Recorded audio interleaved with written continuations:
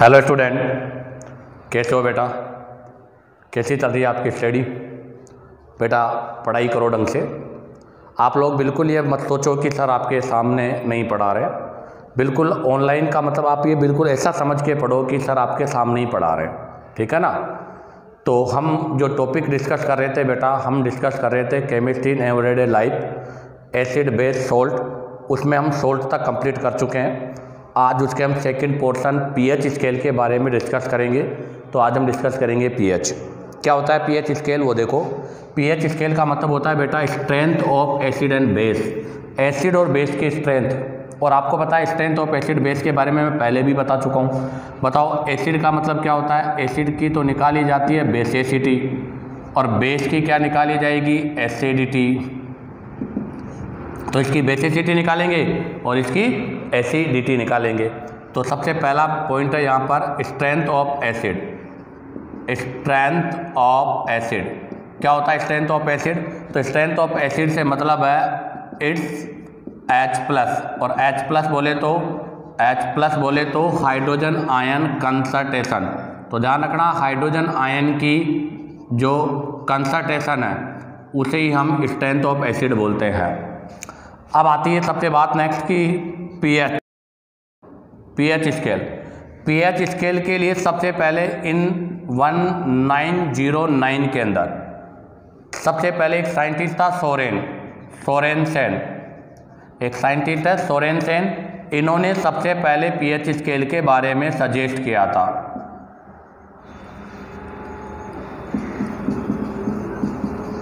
सबसे पहले pH scale के बारे में इन्होंने सजेस्ट किया था। अब बात आती है कि पीएच की डेफिनेशन क्या है। तो बेटा इसका डेफिनेशन होता है negative logarithm of H+ ion, अर्थात हाइड्रोजन आयन कंसंट्रेशन इन मोल पर लीटर। तो ध्यान रखना, हाइड्रोजन आयन की जो कंसंट्रेशन है उसका नेगेटिव लॉगरिथम ही पीएच कहलाता है। अर्थात पीएच = का log 10 बेस H+, ये होता है पीएच का फॉर्मूला। ठीक है, हमें पता है कि सर हाइड्रोजन आयन इस फॉर्म में एग्जिस्ट नहीं करता, ये हमेशा H3+O हाइड्रोनियम आयन फॉर्म में होता है। इसलिए इसको हम पीएच = का log 10 बेस H3+O की फॉर्म में भी लिखते हैं। तो ध्यान रखना, ये पीएच का डेफिनेशन है। क्या होगा पीएच का डेफिनेशन बताओ? तो पीएच का डेफिनेशन होता है नेगेटिव लॉगरिथम ऑफ H+ या हाइड्रोजन आयन कंसंट्रेशन। अब बात आती है कि सर ये कंसंट्रेशन टर्म्स क्या है, क्योंकि कंसंट्रेशन के बारे में भी पहले जानना जरूरी है। तो कंसंट्रेशन का मतलब है, अभी मैंने कहा था स्ट्रेंथ से ही रिलेशन है। तो अब हम डिस्कस करेंगे यहाँ से कंसंट्रेशन ऑफ सॉल्यूशन। किसी भी सॉल्यूशन का जो कंसंट्रेशन होता है उसे हम मोलर कंसंट्रेशन बोलते हैं बेटा। क्या बोलते हैं उसको? हम मोलर कंसंट्रेशन बोलते हैं। और मोलर जो कंसंट्रेशन है इसे ही हम मोलेरिटी बोलते हैं। क्या बोलते हैं बेटा? मोलेरिटी। तो अब हम डिस्कस करेंगे किसके बारे में? मोलेरिटी के बारे में। क्या होती है मोलेरिटी? तो बेटा मेरा जो नेक्स्ट पॉइंट है वो मोलेरिटी है, अर्थात कंसंट्रेशन ऑफ सॉल्यूशन, इसको मोलर कंसंट्रेशन बोलेंगे, यही मोलेरिटी है। तो अब हमारा जो पॉइंट है वो है मोलेरिटी से रिलेटेड। मोलेरिटी को स्मॉल m से रिप्रेजेंट करते हैं, और मोलेरिटी होती है मोल पर लीटर। तो इसका मतलब मोलेरिटी किसको बोलते हैं? नंबर ऑफ मोल इन पर लीटर, अर्थात आपके 1 लीटर में जितने मोल होते हैं उसी को हम मोलेरिटी कहते हैं। अर्थात m = मोल पर वॉल्यूम, और वो भी किसके अंदर? लीटर के अंदर। यही चीज़ आपकी मोलेरिटी कहलाती है। अर्थात मोल पर वॉल्यूम को हम मोलेरिटी कहते हैं, या हम ऐसे भी कह सकते हैं कि नंबर ऑफ मोल इन पर लीटर। अब बात आती है इसकी यूनिट। तो बताओ इसकी यूनिट क्या बनेगी? तो सिंपल सी बात है इसकी यूनिट। तो इसकी यूनिट क्या हो जाएगी, मोल। आपको पता है मोल की यूनिट मोल होती है, और लीटर की वॉल्यूम की यूनिट क्या होती है, लीटर। तो इसकी यूनिट क्या हो गई, मोल पर लीटर, जिसको हम मोल लीटर इनवर्स के रूप में भी रिप्रेजेंट करते हैं। अब आप यहाँ से इसका स्क्रीनशॉट लीजिएगा। अब हम इसके आगे के पॉइंट के बारे में डिस्कस करेंगे। तो देखिएगा, अभी हमने मोलरिटी के बारे में डिस्कस किया, और मोलरिटी के लिए हमने लिखा कि मोलरिटी इक्वल टू मोल पर वॉल्यूम होता है, अर्थात नंबर ऑफ मोल इन पर वॉल्यूम या पर लीटर होता है। ठीक है, तो इसको मोलरिटी बोलते हैं। इसकी यूनिट हमने बता दी, इसकी यूनिट होती है मोल लीटर इनवर्स। लेकिन ध्यान रखना, मोलरिटी जो टर्म्स होती है इसको हमेशा एक स्पेशल टर्म से रिप्रेजेंट करते हैं। तो it writing in square bracket,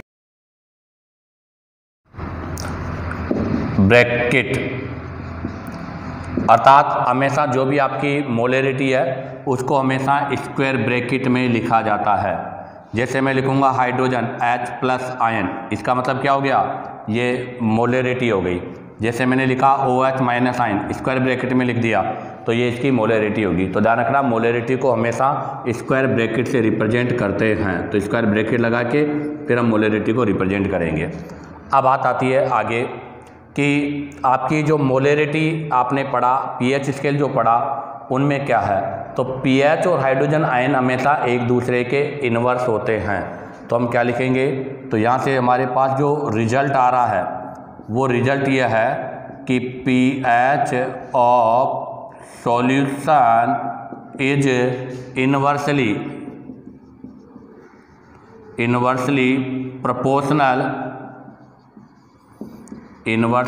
proportional to concentration of H+ ion. कहने का मतलब यह है कि जो pH होती है वो सॉल्यूशन की pH वो हाइड्रोजन आयन के इनवर्सली प्रोपोर्शनल होती है। कहने का मतलब pH indirectly proportional to 1/H+ ion. ध्यान दें, देखो मैंने H+ आयन को स्क्वायर ब्रैकेट में लिखा है, और स्क्वायर ब्रैकेट में लिखने का मतलब क्या होगी, इसकी मोलर कंसंट्रेशन हो गई। क्या हो गई बेटा, ये इसकी मोलर जो है कंसंट्रेशन है। तो ये इसकी क्या है बेटा, मोलर कंसंट्रेशन है।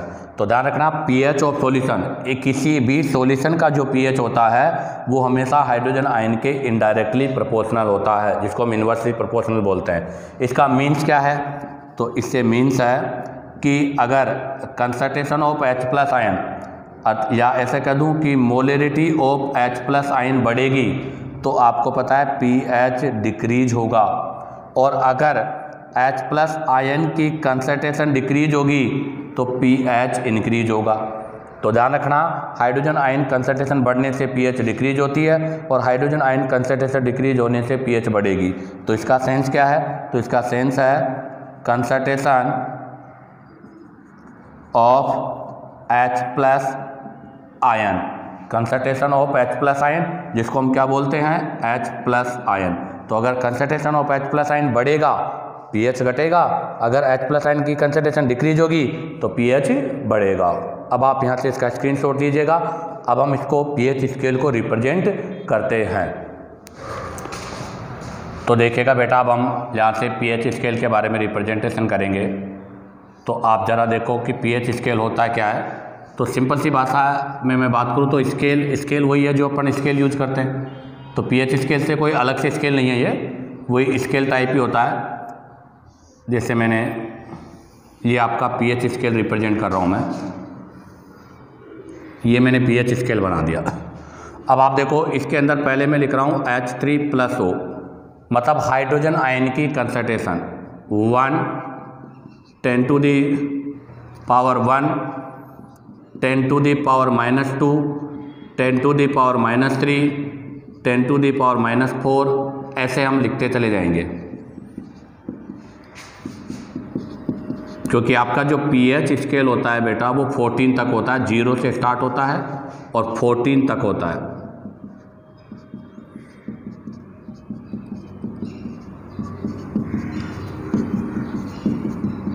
ये हो गया।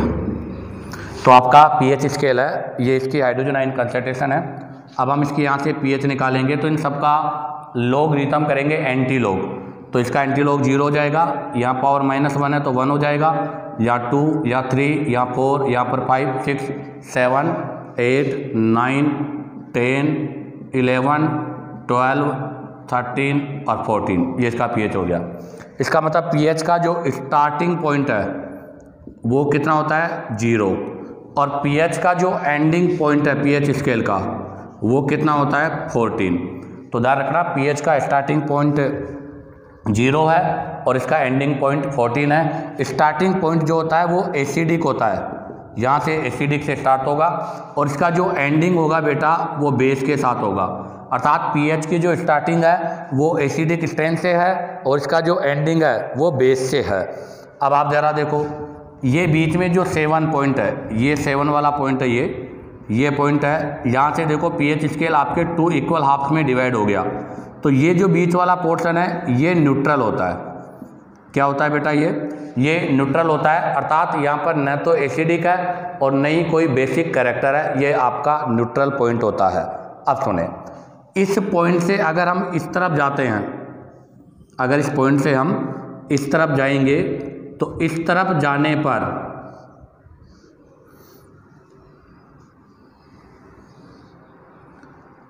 तो आप देखो इस तरफ हम जा रहे हैं, तो इस तरफ जाने पर क्या होगा, इस तरफ जाने पर बेसिक कैरेक्टर इंक्रीज होगा।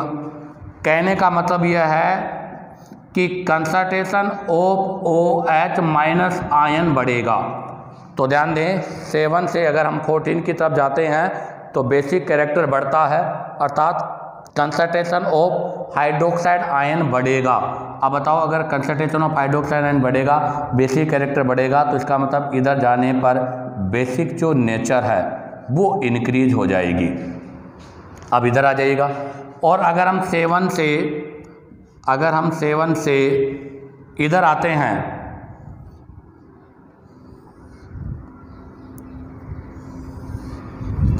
अब देखो आप इधर आप आ रहे हो, तो मैंने एरो भी इसी तरह से बनाया छोटा बढ़ता हुआ।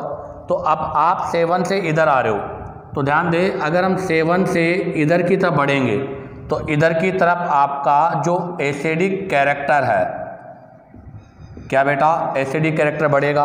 एसिडिक कैरेक्टर बढ़ने से क्या हो गया, कंसंट्रेशन ऑफ हाइड्रोजन आयन बढ़ेगा, और हाइड्रोजन आयन की कंसंट्रेशन बढ़ने से आपकी जो एसिडिक नेचर है वो एसिडिक नेचर भी बढ़ती है। तो इसका मतलब ये हुआ कि हमारा पीएच स्केल 0 से स्टार्ट होगा, 14 पर एंड होगा, 0 एसिडिक होगा, 14 वाला बेस होगा, और इसमें जो 7 वाला पॉइंट है वो मिड पॉइंट है, वो न्यूट्रल होगा।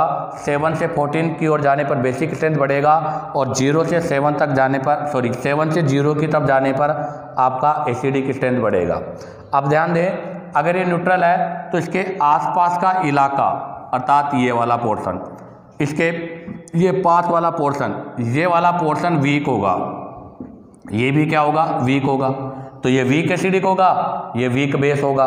फिर इसके पास वाला जो इलाका है आगे वाला, जैसे ये वाला आपका मॉडरेट होगा, तो इधर ये भी आपका मॉडरेट होगा।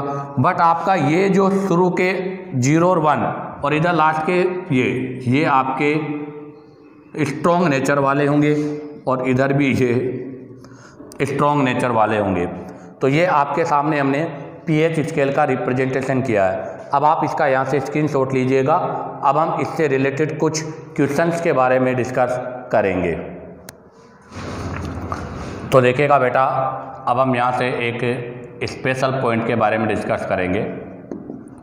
स्पेशल केस है, उसके बारे में डिस्कस कर रहे हैं। स्पेशल केस यही है कि मान लो मैंने कोई भी सॉल्यूशन लिया है, तो फॉर एनी सॉल्यूशन, कोई भी एक सॉल्यूशन ले लीजिएगा, आपको पता है उसके अंदर H+ और OH- होगा।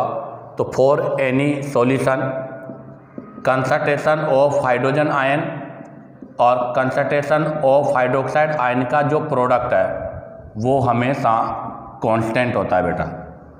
क्या होता है, हमेशा कांस्टेंट होता है। तो इसको मैं कैसे लिखूँगा वो सुनना। मैं इसको ऐसे लिखूँगा कि product of H+ ion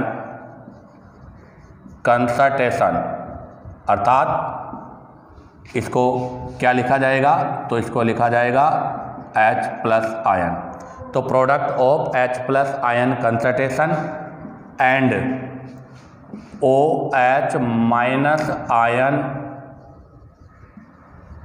concentration अर्थात hydroxide ion concentration is always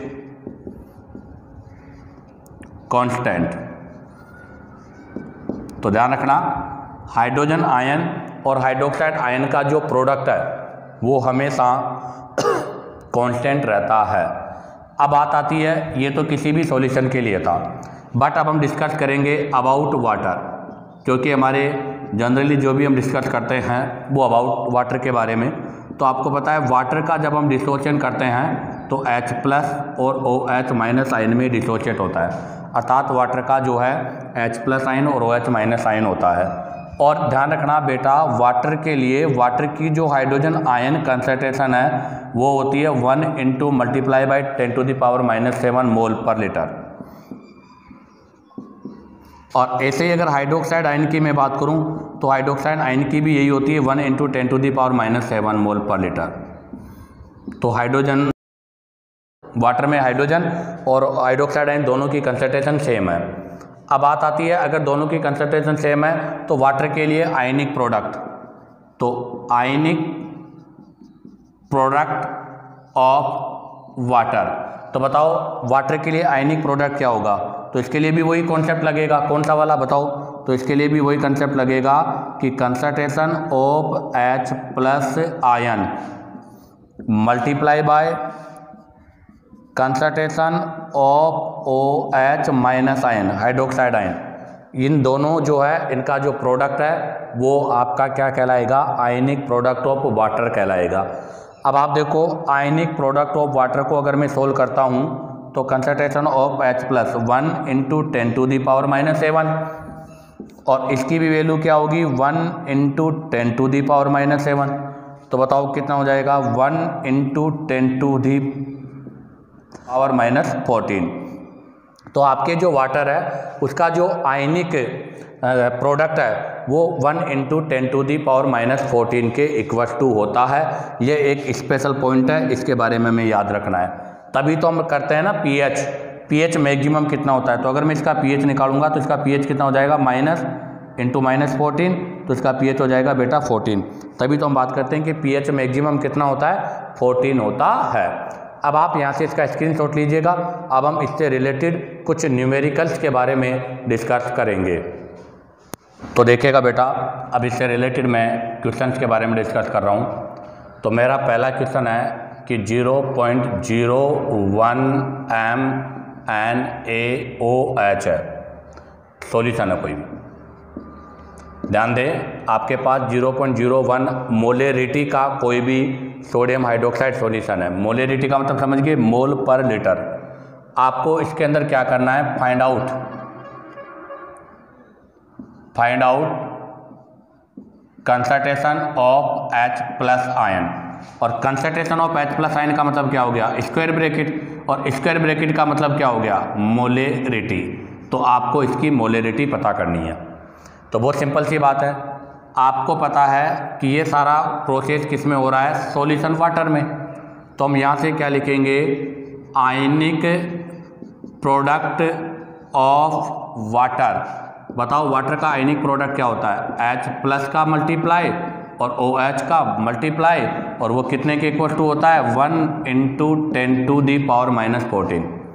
अब आप देखो, यहाँ से मुझे H प्लस आयन निकालना है, तो H प्लस आयन की कंसंट्रेशन निकालने के लिए 1 मल्टीप्लाई बाई माइनस का 14 divide by OH minus ion हो जाएगा। अब आप देखो, आपको गिवन है 0.0 MnAOH, तो इसका मतलब यहाँ पर हाइड्रोजन नहीं, हाइड्रोक्साइड आयन की कंसंट्रेशन गिवन है 0.001 M। आप बताओ, इसको मैं ऐसे नहीं लिख सकता हूँ कि 1 × 10⁻⁻3, क्योंकि इसके अपॉन में 1000 हो जाएगा, उसको हम 10⁻⁻3 लिख देंगे। तो बताओ यहाँ से अगर हम न्यूमेरिकल को सोल्व करेंगे तो 1 × 10⁻14 डिवाइड बाई 1 × 10⁻3 हो जाएगा। बताओ इस वैल्यू को सोल्व करेंगे तो पावर नीचे से जाकर ऊपर चेंज हो जाएगी, तो 10 टू दी पावर 14 में से 3 गया तो कितना बच जाएगा 11, और वो भी किसका माइनस का। तो बताओ हाइड्रोजन आयन की कंसंट्रेशन कितनी हो गई 10 टू दी पावर -11, और यूनिट की बात करूंगा तो यूनिट क्या हो जाएगी मोल पर लीटर, या मैं इसको ऐसे कह सकता हूँ 10 to the power -11 m molarity. Clear हुआ। तो इस प्रकार से हम OH की कंसंट्रेशन दी हो तो H की कंसंट्रेशन निकाल सकते हैं, और अगर H+ आयन की कंसंट्रेशन गिवन है तो OH की कंसंट्रेशन भी निकाल सकते हैं। और यही नहीं बेटा, इससे हम यहाँ पर इसका pH भी अगर निकालना चाहें तो इस क्वेश्चन का हम pH भी फाइंड आउट कर सकते हैं। जैसे सुनो, अब मान लो इसी क्वेश्चन का मुझे pH निकालना है, तो बताओ pH निकालने का फॉर्मूला क्या था, pH इक्वल टू माइनस का लोगरिथम H+ आयन कंसंट्रेशन। अब आप देखो यहाँ पर हमें क्या गिवन था OH माइनस आयन की कंसंट्रेशन, हमने इसको चेंज करके क्या निकाल ली H+ आयन की कंसंट्रेशन। अब हम यहाँ से H+ आयन की कंसंट्रेशन रखकर इसका pH निकालेंगे, तो इसका pH हो जाएगा माइनस का log 10 बेस पर, और उधर कितना है 10 टू दी पावर -11। अब आपको पता है log का एक कॉन्सेप्ट होता है कि अगर log के अंदर एक की पावर n होती है तो उसको सोल्व करने के लिए log ऐसे लिखा जाता है, पावर आगे आ जाती है। तो इसको कैसे सोल्व करेंगे, pH इक्वल टू माइनस, और बताओ आगे कितना आ जाएगा माइनस का 11, ठीक है, माइनस का साइन पहले से था, माइनस का 11 आ जाएगा, और इधर log 10 बेस 10 बच जाएगा, और log 10 बेस 10 की वैल्यू 1 होती है बेटा। अगर log 10 के बेस पर कोई 10 होता है तो उसकी वैल्यू 1 होती है। बताओ इसको सोल्व करेंगे तो क्या आ जाएगा, pH 1 मल्टीप्लाई बाई मतलब minus multiply by minus plus हो जाएगा, और pH की वैल्यू कितनी आ जाएगी 11। और वैसे भी आपको पता है NaOH है तो pH 7 से ज़्यादा ही आनी चाहिए थी, और वो आ भी रही है। अब आप यहाँ से इसका स्क्रीनशॉट लीजिएगा। अब हम इसका सेकेंड क्वेश्चन डिस्कस करेंगे। तो देखिएगा नेक्स्ट क्वेश्चन नंबर 2 है, what is pH of 0.0 mNaOH। आपको 0.0 m कंसंट्रेशन का कोई सोडियम हाइड्रोक्साइड का सॉल्यूशन गिवन है, इसका pH निकालना है। तो सुनो, सबसे पहले हम लिखेंगे सोडियम हाइड्रोक्साइड, इसका डिसोसिएशन करेंगे तो इसका डिसोसिएशन होगा Na+ और एक होगा OH- आयन। आपको पता है सोडियम हाइड्रोक्साइड स्ट्रॉन्ग बेस है, और अगर इसे स्ट्रॉन्ग बेस है तो इसका कंप्लीट डिसोसिएशन होगा बेटा, यहाँ पर इसका कंप्लीट डिसोसिएशन होगा, और अगर कंप्लीट डिसोसिएशन होगा तो ये कंप्लीट अपने आयनों में डिसोसिएट होगा। अब बताओ इसकी कंसंट्रेशन कितनी है 0.0 m। अगर इसकी कंसंट्रेशन 0.0 m है और इसका डिसोसिएशन कंप्लीट हो रहा है तो यहाँ सोडियम आयन की कंसंट्रेशन भी 0.0 m होगी, और हाइड्रोक्साइड आयन की जो कंसंट्रेशन है बेटा वो भी 0.0 m होगी। ध्यान रखना, जब कोई भी आपका आयनिक प्रोडक्ट कंप्लीट डिसोशिएट होता है तो उसकी कंसंट्रेशन और उसके आयनों की कंसंट्रेशन हमेशा क्या होती है बेटा, इक्वल होती है। अब हम यहाँ से लगाएंगे क्या, क्योंकि अभी हमें OH- की कंसंट्रेशन गिवन है और हमें pH निकालना है, तो पहले H+ आयन की कंसंट्रेशन निकालेंगे। तो H+ आयन की कंसंट्रेशन निकालने के लिए आयनिक प्रोडक्ट ऑफ वाटर, बताओ क्या होगा आयनिक प्रोडक्ट ऑफ वाटर के लिए, तो इसके लिए डायरेक्ट लिख दूँ क्या, H+ ion OH- ion equal to 10 to the power 14। यहाँ से H+ आयन की कंसंट्रेशन निकालनी है तो 10 to the power 14 divide by क्या हो जाएगा OH- आयन। अब आप देखो यहाँ पर OH- आयन की कंसंट्रेशन क्या है, तो OH- आयन की कंसंट्रेशन है 0.0 m। एक बात बताओ, इसको मैं ऐसे नहीं लिख सकता हूँ क्या 1 × 10 टू दी पावर -2, क्योंकि 1/100 होगा, और बताओ 1/100 को क्या लिखा जा सकता है 1 × 10 टू दी पावर -2। तो इसका मतलब यहाँ से 10 टू दी पावर 14 और 10 टू दी पावर 2 हो जाएगी। जब इस वैल्यू को सोल्व करेंगे तो 10 टू दी पावर -12 आ जाएगा। तो ये किसकी वैल्यू आ गई बताओ, ये आपके पास H+ आयन की कंसंट्रेशन आ गई। अब pH निकाल लो। बताओ pH का फॉर्मूला क्या होता है, pH equal to minus logarithm किसका, हाइड्रोजन आयन कंसंट्रेशन का। अब देखो pH इक्वल टू माइनस का लोग और H+ आयन की कंसंट्रेशन कितनी आ रही है 10 टू दी पावर 12। अब आपको पता है पावर जो होती है वो कहाँ जाएगी आगे, तो pH equal to minus into 10 minus का 12, और इधर हो जाएगा log 10 बेस 10, और log 10 बेस 10 की वैल्यू 1 होती है, तो इस पूरी की वैल्यू 1 हो गई। तो pH क्या हो जाएगा 12। तो बताओ इस सॉल्यूशन की pH कितनी आ गई 12।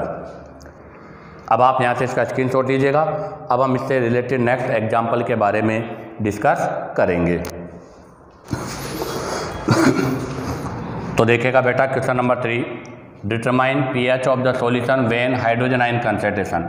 अब की बार तो डायरेक्ट ही आपको हाइड्रोजन आयन की कंसंट्रेशन गिवन है, तो हमें आयनिक प्रोडक्ट लगाने की कोई आवश्यकता नहीं है, डायरेक्ट हम फॉर्मूला अप्लाई करेंगे।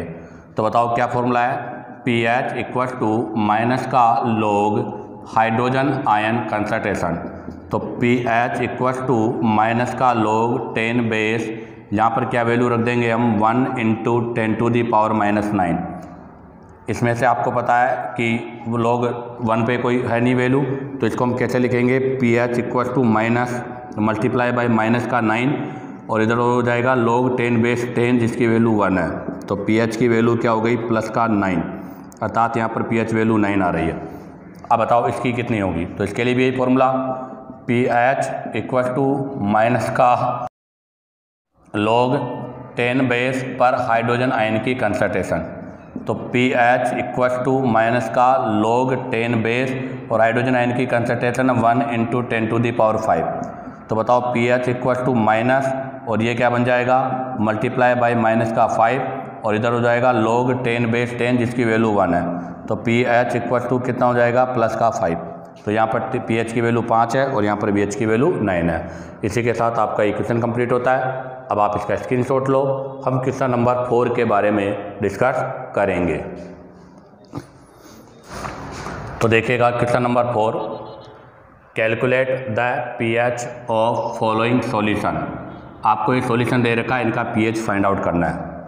पहला ऑप्शन है 0.001 mole of hydrochloric acid in 1 litre solution. अब की बार बेटा उसने मोलेरिटी नहीं दे रखी, अर्थात यहाँ पर हाइड्रोजन आयन की कंसंट्रेशन गिवन नहीं है। तो हमें ऐसे क्वेश्चन में सबसे पहले मोलेरिटी के बारे में पता करना है, अर्थात मोलेरिटी इक्वल टू क्या हो जाएगा, फॉर्मूला बताओ। तो number of mole upon volume, और वॉल्यूम भी किसके अंदर, लीटर में। तो बताओ molarity equal to number of mole, कितने मोल है 0.01 और वॉल्यूम भी कितना है 1 लीटर। तो इसका मतलब इसकी जो मोलेरिटी है वो हो जाएगी 0.01 m, ये इसकी मोलेरिटी आ गई। बताओ इसको हम कैसे रिप्रेजेंट कर सकते हैं, तो इसको हम रिप्रेजेंट कर सकते हैं 1 × 10⁻³ m। अब इसका मुझे क्या लेना है log, तो pH इक्वल टू माइनस का log किसका 1 × 10⁻³ तो बताओ pH की वैल्यू कितनी आ जाएगी 3। अब आता है दूसरा question, 0.02 mole of HCl in 2 litre solution के अंदर। अब की बार तो वापस वही मोलेरिटी, तो मोलेरिटी निकालने के लिए number of mole upon volume, और वो भी किसके अंदर, लीटर में।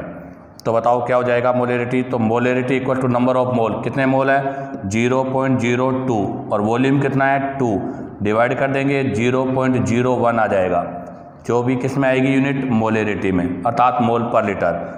कैसे लिख सकते हैं इसको, मैं इसको लिखूंगा 1 × 10⁻² m। अब इसका pH निकालना है, बताओ क्या कहोगे, pH इक्वल टू माइनस का log 10 बेस 1 × 10⁻²। बताओ क्या बन जाएगा, तो pH इक्वल टू माइनस का 2 आगे आ जाएगा और प्लस के 2 में कन्वर्ट हो जाएगा। तो इसका pH आ जाएगा 3 और इसका pH आ जाएगा 2। इसी के साथ आपका ये क्वेश्चन वाला पोर्शन कंप्लीट होता है। अब हम यहाँ से pH ऑफ सॉल्यूशंस के बारे में डिस्कस करेंगे। तो देखिएगा अब हम डिस्कस करेंगे pH ऑफ सॉल्यूशंस, सॉल्यूशन का pH। और बेटा सॉल्यूशन के pH को हम 3 पार्ट्स में डिवाइड करेंगे। तो यहाँ से इसको हम 3 पार्ट्स में डिवाइड कर रहे हैं। सबसे पहले हम लिखेंगे एसिडिक सॉल्यूशन, नंबर 2 में होगा बेसिक सॉल्यूशन, और नंबर 3 में होगा न्यूट्रल सॉल्यूशन। अब आप देखो सबसे पहला एसिडिक सॉल्यूशन।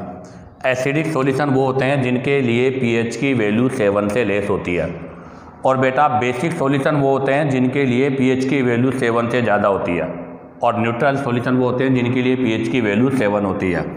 तो पहला पॉइंट क्या होगा वो देखिएगा, ऑल एसिडिक सॉल्यूशन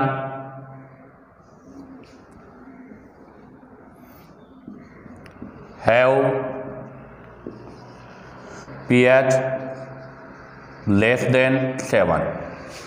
यहाँ पर क्या होगा बताओ, all basic solutions have pH more than 7। और यहाँ क्या होगा, all neutral solutions have pH equal to 7। तो ध्यान रखना, एसिडिक सॉल्यूशन वो सॉल्यूशन होता है जिसके लिए pH की वैल्यू 7 से कम हो, बेसिक वो है जिसके लिए pH की वैल्यू 7 से ज़्यादा हो, और न्यूट्रल वो है जिसके लिए pH की वैल्यू 7 के इक्वल हो, और यहाँ पर pH की वैल्यू 7 से ग्रेटर हो, और यहाँ पर pH की वैल्यू 7 से लेस हो। अब आता है पॉइंट नंबर 2। पॉइंट नंबर 2 में अगर हम बात करें तो ऐसे सॉल्यूशन के अंदर, इन दिस सॉल्यूशन, अर्थात आपका जो एसिडिक सॉल्यूशन होता है उसके अंदर concentration of H+ ion is greater than concentration of hydroxide ion. अर्थात एसिडिक सॉल्यूशन में हाइड्रोजन आयन की कंसंट्रेशन ज़्यादा होती है और OH- आयन की कंसंट्रेशन कम होती है। बट इन बेसिक सॉल्यूशन, आपका जो बेसिक सॉल्यूशन होता है उसके अंदर अपोजिट हो जाएगा, concentration of OH- ion is greater than concentration of H+ ion. जबकि न्यूट्रल जो सॉल्यूशन होता है बेटा, आपका जो न्यूट्रल सॉल्यूशन होता है वो न्यूट्रल है, तो न्यूट्रल का मतलब क्या है, तो वहाँ पर आपको पता है कंसंट्रेशन ऑफ H+ आयन जो है वो इक्वल होनी चाहिए किसके, कंसंट्रेशन ऑफ OH- आयन के। अर्थात यहाँ पर हाइड्रोजन आयन की कंसंट्रेशन और OH- आयन की कंसंट्रेशन इक्वल होती है। अब आ जाएगा नंबर 3। एसिडिक सॉल्यूशन वो होते हैं जो रेड, मतलब आपको मैंने ट्रिक बताई थी अनिल कपूर की शालिनी, तो ये ब्लू को रेड में चेंज करेंगे, तो it will turn blue litmus to red. तो ये आपके ब्लू को रेड में चेंज करेंगे। ये क्या करेंगे बताओ, तो it will turn red to blue, और जबकि इनका कोई भी बिहेव नहीं होगा क्योंकि ये न्यूट्रल है, तो लिटमस के प्रति इनका बिहेव भी न्यूट्रल होगा। अब बात आती है एसिडिक सॉल्यूशन का भी क्लासिफिकेशन। तो आप ध्यान दें, एसिडिक pH अभी हमने कहा लेस देन 7 है, तो इस 7 के अंदर भी इसकी 3 कैटेगरी है। कौन कौन सी है देखो सुनना। pH अगर मान लो 0 से 2 हो, pH सपोज दैट 2 से 5 है, और pH 5 से 7 है, 3 कैटेगरी है। आप देखो अगर pH 0 से 2 है तो इसको बोलते हैं हम स्ट्रॉन्गली एसिडिक सॉल्यूशन। अगर pH 2 से 5 है तो बेटा इसको बोलते हैं हम मॉडरेटली, अर्थात मीडियम क्वालिटी का एसिडिक सॉल्यूशन। और अगर pH 5 से 7 है तो बहुत कम है, तो इसको हम क्या बोलेंगे, वीकली एसिडिक सॉल्यूशन। तो ध्यान रखना, अगर pH 0 से 2 है तो स्ट्रॉन्ग एसिडिक सॉल्यूशन होगा, pH अगर 2 से 5 है तो मॉडरेटली होगा, और अगर pH 5 से 7 तक है, कितनी है, 5 से 7 तक है, तो वो वीकली होगा। अब बात आती है OH इसके अंदर, तो इसके अंदर भी हम बात करें pH, अगर pH को भी हम यहाँ से 7 से 9, दूसरा हो जाएगा 9 से 12, और अगला हो जाएगा आपका 12 से 14। 7 से 9 वीकली बेसिक सॉल्यूशन, और 9 से 12 वही मॉडरेटली हो जाएगा, और 12 से 14 ये स्ट्रॉन्गली हो जाएगा, स्ट्रॉन्गली बेसिक सॉल्यूशन। ठीक है, बट आपको पता है न्यूट्रल वालों के अंदर क्या होगा, तो न्यूट्रल वालों में हमें पता है कि H+ आयन की कंसंट्रेशन 1 × 10⁻7 m है और OH- आयन की कंसंट्रेशन भी 1 × 10⁻7 है। और आपको पता है दोनों को मल्टीप्लाई करेंगे H+ OH- को, तो 1 × 10⁻14 हो जाएगा।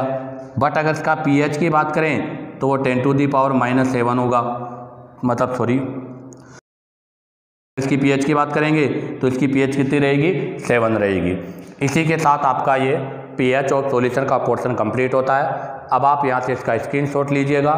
अब हम इसी चीज़ को जो भी हमने लिखा है इसको हम pH स्केल पर रिप्रेजेंट करेंगे।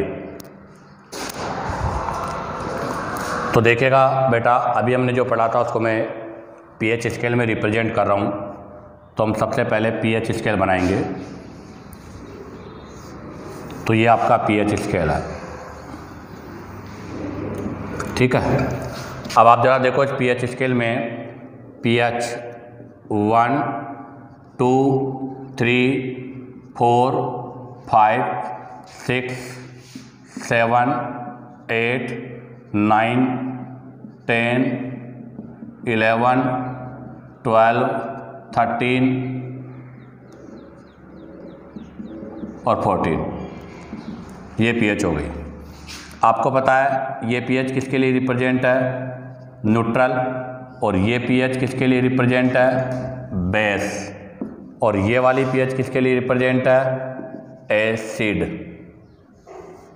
तो आप ध्यान दें, ये pH एसिड है, ये pH आपकी न्यूट्रल है।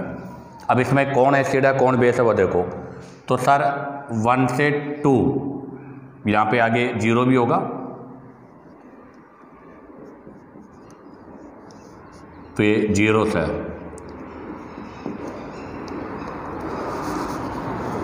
तो 0 से 2 ये रिप्रेजेंट करता है स्ट्रॉन्ग एसिडिक pH को, और 2 से लेकर 5 तक ये रिप्रेजेंट करता है आपके मॉडरेटली एसिडिक को, और 5 से 7 ये रिप्रेजेंट करता है वीक एसिडिक को। ठीक है बेटा, आगे आ जाओ इधर। ये 7 मैंने न्यूट्रल बताए रखा है। अगर मैं यहाँ बात करूँ तो 7 से 9 ये रिप्रेजेंट करेगा वीक बेस को, और 7 से 12 ये रिप्रेजेंट करेगा मॉडरेटली बेस, और 12 से 14 ये रिप्रेजेंट करेगा स्ट्रॉन्ग बेस को। तो ये आपके pH स्केल पर इनका रिप्रेजेंटेशन है। अब सुनना बेटा, आपका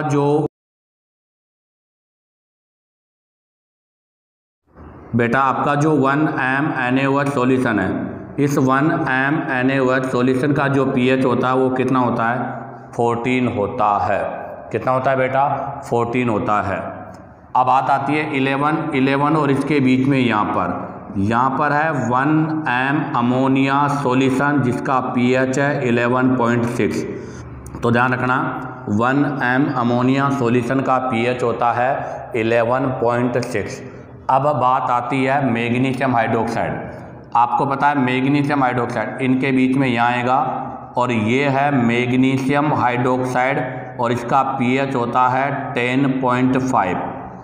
तो NaOH का pH है 14, 1m अमोनिया का है 11.6, मैग्नीशियम हाइड्रोक्साइड का है 10.5।